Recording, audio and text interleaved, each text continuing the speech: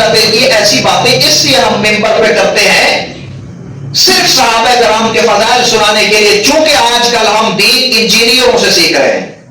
یہ موبائل ہمارے پاس ہے، جو بندہ بھی سنتا ہے تو ایسے لوگ موجود ہوتے ہیں جو جی میں آئے وہ کہہ دیتے ہیں.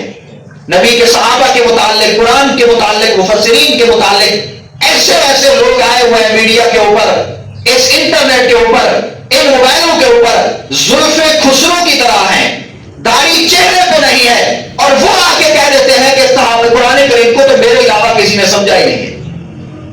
اللہ کے ولی، تیرا چہرہ نبی کی سنت کے مطابق نہیں ہے، تیرے سر پہ نبی کی دستار نہیں ہے، تو نے قرآن کریم کو کیا سمجھا ہے؟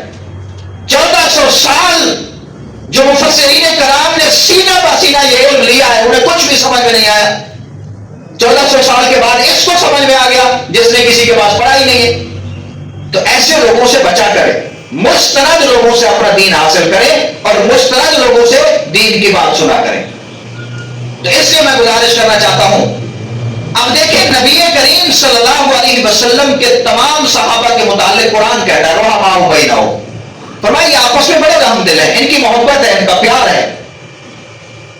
اور آج 1400 سال گزر جانے کے بعد حضرت معاویہ اور حضرت علی کے درمیان اگر کوئی اختلاف ہوا ہے تو حضرت علی کو حضرت حسن و حسین زیادہ جانتے ہیں یا ہم جانتے ہیں؟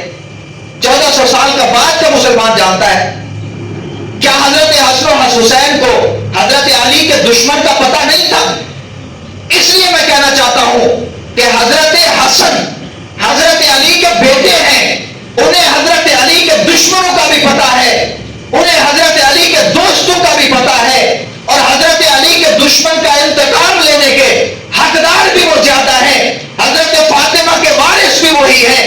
اگر حضرت حسن رضی اللہ تعالیٰ حضرت امیر معاویہ کے ہاتھ پہ بیعت کر لیتے ہیں، ان سے صلح کر لیتے ہیں، اختلاف ختم کر دیتے ہیں، ان کو امیر المومنین مان لیتے ہیں، ان کی اقتداء میں آ جاتے ہیں، انہیں اپنا امام مان لیتے ہیں، تو آج 1400 سال کے بعد کا مسلمان، 1400 سال کے بعد کا کوئی بندہ کیسے اعتراض کر سکتا ہے؟ اس لیے میں کہتا ہوں مسلمانوں کو حضرت حسن کی سنت پہ عمل کرنا چاہیے کہ جس کے ساتھ حضرت حسن نے صلح کی ہے ہم بھی اس سے صلح کرتے ہیں، اور جس کے ساتھ حضرت حسن نے جنگ کیا ہے ہم بھی اس کے ساتھ جنگ کرتے ہیں، جو کہ حضرت علی کے وہ وارث ہیں.